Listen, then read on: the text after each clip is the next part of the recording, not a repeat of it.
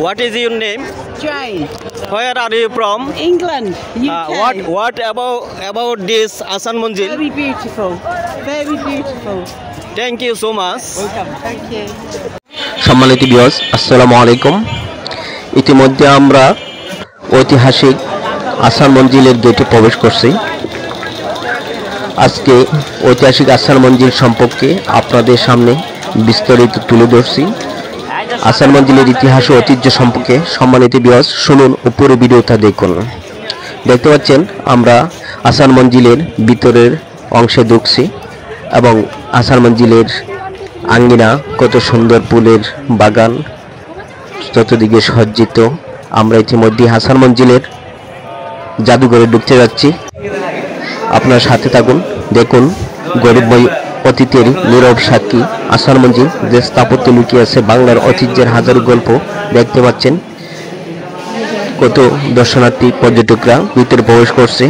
নবাবদের ছবি দেয়ালে কত সুন্দরভাবে উপকরণগুলো আপনাদেরকে দেখাচ্ছি। আপনারা ছবিগুলো দেখতে থাকুন এবং আমার কথাগুলো শুনুন। ইতিহাসকে জানতে চাইলে শুধু বই নয়, একবার চলে আসুন হাসান মঞ্জিলে, যেখানে প্রতিটি ইট কথা বলে। ঢাকার বুড়িগঙ্গা নদীর তীরে অবস্থিত হাসান মঞ্জিল শুধু একটি ভবন নয়, এটি ছিল ঢাকার নবাব পরিবারের গৌরবময় আসন এবং উপমহাদেশের ইতিহাসের এক অনন্য অংশ। 18শো শতাব্দীর মাঝামাঝি সময়ে এখানে ফরাসি বণিকদের একটি বাণিজ্য কেন্দ্র ছিল। পরে 1830 সালে ঢাকার জমিদার কাজা আলিমুল্লাহ এলাকা ক্রয় করেন এবং এখানে নতুন ভবন নির্মাণের কাজ শুরু করেন। আপনারা দেখতে পাচ্ছেন এই যে দেয়ালে এই হাসান মঞ্জিলের ইতিহাস লিপিবদ্ধ রয়েছে। যারা এখানে আসবেন অন্ততপক্ষে দেয়ালে লিখনগুলো পড়তে আপনারা ভুলবেন না এবং হাসান মঞ্জিল অন্ততপক্ষে আপনারা প্রবেশ করলে আপনাদের প্রতি উদাত্ত আহ্বান। এই যে দেখতে পাচ্ছেন কত সুন্দর কারুকার্য, প্রতীকী হাসান মঞ্জিল ভিতরে লিপিবদ্ধ রয়েছে। এগুলো আপনারা এই জাদুঘরে ঢুকলে দেখতে পাবেন এই প্রতীকী ছবিগুলা এবং দেয়ালে এবং তাদের আসবাব প্রত্যেকটি উপকরণ। আমি আপনাদেরকে বিনীতভাবে উদাত্ত আহ্বান জানাচ্ছি, যারা এখানে প্রবেশ করবেন এগুলা আপনারা দেখতে ভুলবেন না এবং ভিতরে যে এই ইতিহাসগুলা এভাবে দেয়ালে লিখন রয়েছে সবগুলা সুন্দরভাবে আপনারা মনোযোগ সহকারে পড়বেন। বাংলার ইতিহাস ঐতিহ্য, নবাবদের ইতিহাস ঐতিহ্য সম্পর্কে আপনারা জানতে পারবেন। আমি ইতিমধ্যে নবাবদের প্রাসাদ এর কিভাবে উত্থান হয়েছিল বলতে যাচ্ছি। সম্মানিত ভিউয়ার্স, হাসান মঞ্জিলের নামকরণ করা হয় কাজা আলিমুল্লাহর ছেলে নবাব কাজা আব্দুল গনির ছেলের নাম নবাব আহসানুল্লাহর নাম অনুসারে। সেখান থেকে নাম হাসান মঞ্জিল। বুড়িগঙ্গার তীরে দাঁড়িয়ে হাসান মঞ্জিল মনে করিয়ে দেয় সংস্কৃতি হলো জাতির শক্তি আর ইতিহাস হলো তার শিকড়। 1872 সালে ঘূর্ণিঝড়ে ভবনটি ক্ষতিগ্রস্ত হলে তা পুনর্নির্মাণ করা হয়।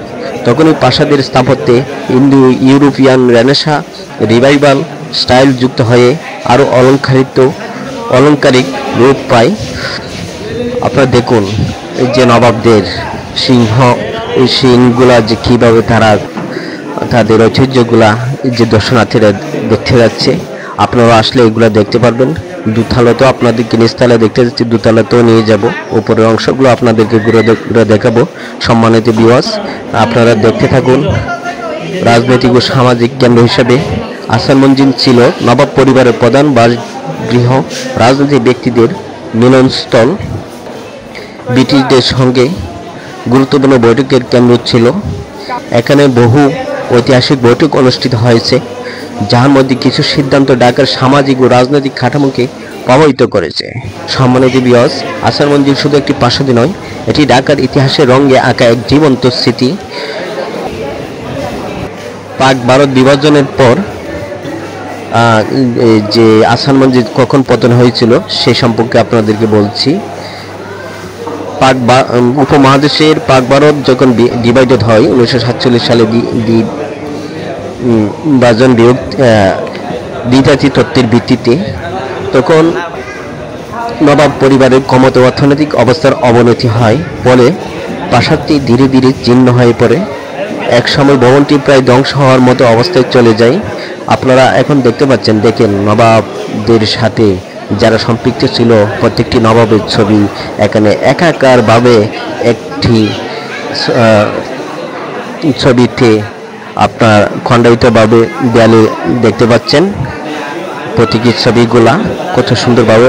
আপনারা যদি আসেন এই ভবনে, এই জাদুঘরের ভিতরে ঢুকলে সেগুলি দেখতে পারবেন। অবশ্যই যে এই যে ইতিহাসগুলো তাদের প্রতীকের লেখা রয়েছে দেখুন। ভারত মুসলিম লীগ প্রতিষ্ঠার নেতৃবৃন্দ কখন প্রতিষ্ঠা হয়েছিল। এবার আসি সংরক্ষণ ও পুনর্নির্মাণে। বাংলাদেশ সরকার 1985 সালে ভবনটি অধিগ্রহণ করে, পরে ব্যাপক সংস্কারের মাধ্যমে 1992 সালে এটি জাদুঘর হিসেবে পুনরায় এই সরকার উদ্বোধন করেন। আজ এটি ঢাকা শহরের সবচেয়ে সমৃদ্ধ ঐতিহ্যবাহী জাদুঘর হিসাবে এটা ধরা হয়। ঢাকার ইতিহাস জানতে চাইলে যেখান থেকে শুরু করতে হয় সেটাই হলো সম্মানিত ভিউয়ার্স আহসান মঞ্জিল।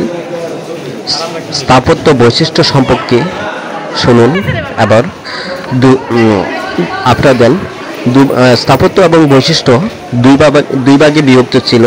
দেখতে আমরা আপনাদেরকে দেখাচ্ছি যে আমরা দেখতে পাচ্ছি রানী বিল্ডিং ও আনবার মহল, সুন্দর গোলাপি রং একটা এবং বিশাল গম্বুজের ভবনটা প্রথম শুরুতে আপনারা দেখতে পাচ্ছেন একটা গম্বুজ রয়েছে, দেশটি গ্যালারি রয়েছে 31,500। এই যে এখন দেখতে পাচ্ছেন ব্রাহ্মণবাড়িয়া জেলা নাসিরনগরের কৃতি সন্তান দেশটি রসুল সহ আরো অনেকে যে বাংলার যে নবাবরা ছিল সাথে সম্পৃক্ত এবং নবাবদের সাথে বাংলার কৃতি সন্তানদের ছবিগুলো দেয়ালে লিপিবদ্ধ রয়েছে।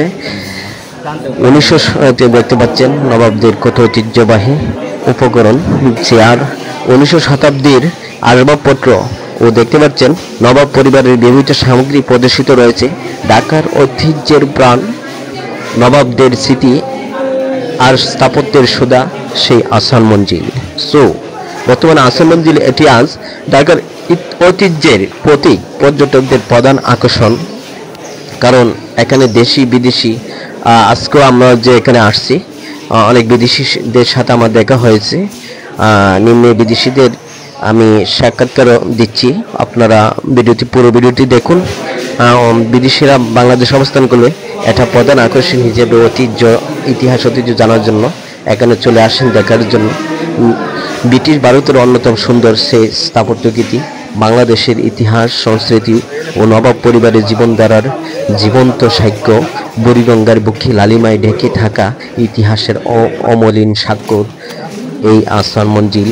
আমি কবির ভাষায় আপনাদেরকে বলতে যাচ্ছি, যেখানে প্রাচীন ঢাকার সৌন্দর্যে জেগে উঠে সেখানে দাঁড়িয়ে আছে অহংকারহীন মহিমার প্রতীক আহসান মঞ্জিল। নবাবদের সেই স্বপ্নের প্রাসাদ, অযোগ্য গল্প বলে আহসান মঞ্জিল, স্মৃতি সংস্কৃতি আর স্থাপত্য তিনের অনন্য সমন্বয় হলো আহসান মঞ্জিল। ঢাকার হৃদয়ে ইতিহাসের জাগরণ আহসান মঞ্জিল। যে প্রাসাদ দেখলে মনে হয় অতীত যেন চোখের সামনে ফিরে এসেছে, সেটাই আহসান মঞ্জিল। ঐতিহ্যের গোলাপি মহিমা, বাংলার স্থাপত্যের অনন্য দৃষ্টান্ত সেই আহসান মঞ্জিল। প্রাচীন স্মৃতির গোলাপি প্রাসাদ আজও দাঁড়িয়ে আছে গৌরবের প্রতীক হয়ে আহসান মঞ্জিল, যেখানে প্রতিটি দেয়ালে লুকিয়ে আছে অতীতের অগণিত গল্প। আহসান মঞ্জিলে আরও দৃষ্টিনন্দন বিষয়টি তুলে ধরছি। আহসান মঞ্জিল ছিল বাঙালি মুসলমানদের রাজনৈতিক জাগরণ ও শিক্ষা বিপ্লবের কেন্দ্র। এখানে নবাব খাজা সলিমুল্লাহর নেতৃত্বে বহু ঐতিহাসিক সভা অনুষ্ঠিত হয়, যেখানে মুসলমানদের অধিকার, শিক্ষা ও ভবিষ্যৎ নিয়ে গুরুত্বপূর্ণ সিদ্ধান্ত গৃহীত হয়। আমি প্রাণবন্ত হৃদয়ে প্রাউড ফিল করছি এই জন্য যে ঐতিহাসিক আহসান মঞ্জিল জাতীয় জাদুঘরে আমার এলাকার কৃতি সন্তানদেরকে দেয়ালে ছবি ও ইতিহাস ঐতিহ্য দেখে আমার মনটা ভরে গেছে। সম্মানিত ভিউয়ার্স, আপনারা মাইন্ড করবেন না যে আমার এলাকার বলি আমি তাদের নাম উচ্চারণ করছি। নো, আমি সকলের নামে বলছি। আপনারা কি তাদের নাম শুনতে যাচ্ছেন? তাহলে শুনুন।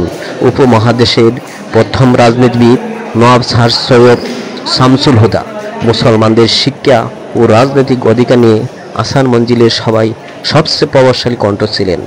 নবাব পরিবারের নিকটতম উপদেষ্টা হিসেবে তিনি সমাজ সংস্কার ও নেতৃত্বে গুরুত্বপূর্ণ ভূমিকা রাখেন। আরেক কৃতি সন্তানের কথা না বললেই নয়, সেই কৃতি পুরুষ হলেন বাংলার প্রথম মুসলিম ব্যারিস্টার, যার জন্ম চট্টগ্রাম বিভাগের ব্রাহ্মণবাড়িয়া জেলার নাসিরনগর উপজেলার গুনিউদ গ্রামের আমার পার্শ্ববর্তী কৃতি সন্তান নবাব সলিমুল্লাহর ঘনিষ্ঠ সহযোগী ও কীর্তিমান আইনজ্ঞ আহসান মঞ্জিলে অনুষ্ঠিত রাজনৈতিক বৈঠকে মুসলিম সমাজের অধিকার সংগঠন ও রাজনৈতিক প্রতিনিধিত্ব নিয়ে কার্যকর ভূমিকা উনি গুরুত্বপূর্ণ ভূমিকা রাখতেন এবং বাংলার আরও অন্যান্য নবাবগুলো হলেন নবাব সার্স, নবাব আলী চৌধুরী, খান বাহাদুর, আওলাদ হোসেন সহ অন্যান্য নেতারা মুসলমানদের আধুনিক শিক্ষা বিস্তার, সামাজিক সংস্কার এবং রাজনৈতিক সংগঠনের আন্দোলনে একসঙ্গে কাজ করেন। ঢাকা বিশ্ববিদ্যালয় প্রতিষ্ঠা সহ ওনারা বিভিন্ন রাষ্ট্রীয় গুরুত্বপূর্ণ বিষয় নিয়ে এখানে আলোচনা গড়ে ওঠে। বাংলার ঐতিহ্যবাহী স্মৃতিগুলো আজকে তাদেরকে আমি গভীর বিনম্র শ্রদ্ধার সঙ্গে স্মরণ করছি এবং তাদের রুহের আত্মার মাগফিরাত কামনা করছি। আহসান মঞ্জিল তাই শুধু নবাবদের প্রাসাদই নয়, এটি বাঙালি মুসলমানদের ইতিহাস, জাগরণ ও নেতৃত্বের প্রতীক। গোলাপি প্রাসাদের প্রতিটি ইট ইতিহাসের নিঃশব্দ সাক্ষী। এটাই আহসান মঞ্জিল। সময়ের স্রোত বয়ে গেছে কিন্তু মহিমা আজও অবিকল। আহসান মঞ্জিল